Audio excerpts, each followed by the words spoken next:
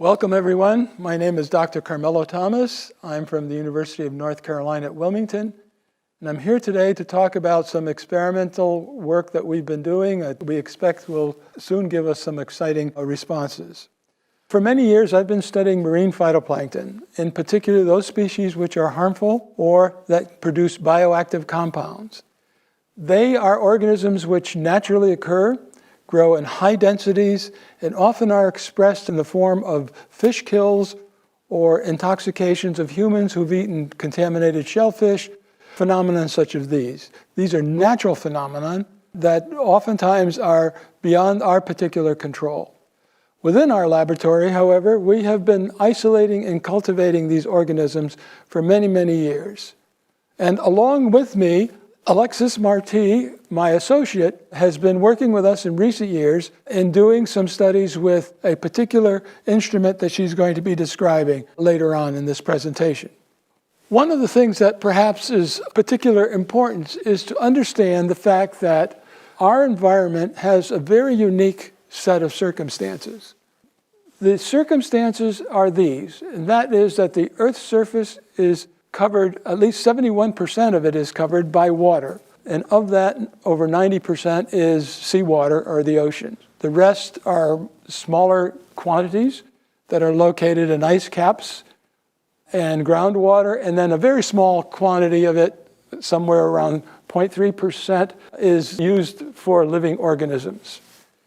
The important point here is that this component of the ocean is one of the largest and most diverse ecosystems that we have, perhaps even more diverse than anything that's on the terrestrial component of the Earth.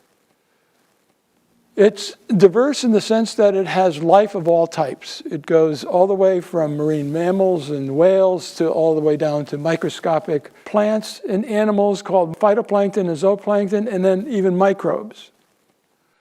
Of these organisms, it's the phytoplankton which are of particular importance.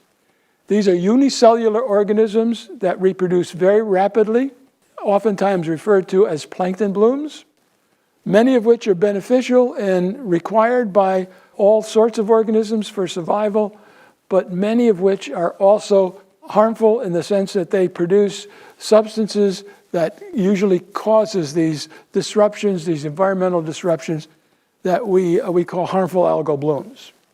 It's that particular group of organisms that we've been studying for a great deal of time, and it's these organisms that we focused in our culture collection in being able to grow in high concentrations to be able to study the compounds that are produced by them. Organisms from the sea have been studied by pharmaceutical companies for quite some time. These are usually things like sponges or soft corals that are oftentimes harvested in large quantities to be able to extract the bioactive materials that they produce. The problem with this is that, one, it's a finite resource. Some of these sponges occur only in certain places, and there's a limited number of them. And as a result, they are not a renewable source. On the other hand, marine phytoplankton grow very, very rapidly. They use small amounts of nutrients. They oftentimes can be grown easily in the laboratory. And by isolating single cells, we can produce millions and millions of copies in the form of dense cultures. As phytoplankton, however, they do have very strict requirements. They require light. They require nutrients of various kinds, plant nutrients, in very small amounts. And again, they require stable environments. They also require a condition where the pH and temperature doesn't vary a great deal from time to time. These organisms require a new type of technology to be able to grow. They produce these compounds in very minute quantities, and for the kinds of chemical elucidations for some of these compounds and studies, we require extremely high densities. In response to the special requirements that are needed for studying these organisms, we have developed a new technology in collaboration with IKA, and basically is what we are calling the Algaemaster 10 and Algaemaster 100 for the growth under very strict controlled conditions in the laboratory of these very delicate organisms that we normally can isolate from the open ocean.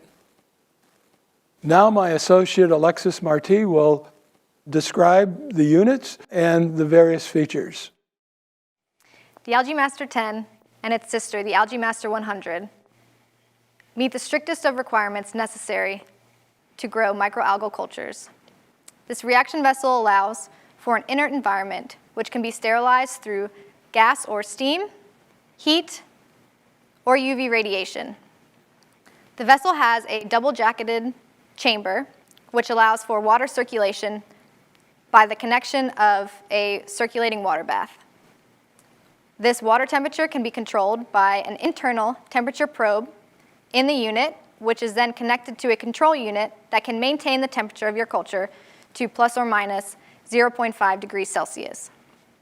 All internal parts of the unit are made from autoclavable material that contain no metal parts, which could potentially leak trace metals into your culture as a contaminant. The unit comes with a glass tube that contains a gas sparger upon the end, which allows for the aeration of the culture for the user to input gas, oxygen, or carbon dioxide if necessary. The mixing of the culture is done through this magnetic coupling, which is attached to the head of the unit. The shaft and the stirring paddles are created from Teflon material, which are also autoclave resistant. The stirring speed is controlled also by the control unit. The pH can be maintained through a pH probe. This is controlled by the unit, which can maintain the pH to 1/10 of a unit. The pH can be controlled through either gas diffusion by use of the sparger or through these two external peristaltic pumps. These pumps can be used to input acid or base buffers if necessary. Everything that you can do with this unit is controlled by this external computer control unit. The temperature, the lighting, which is done through these two LED panels, the pH, and the stirring.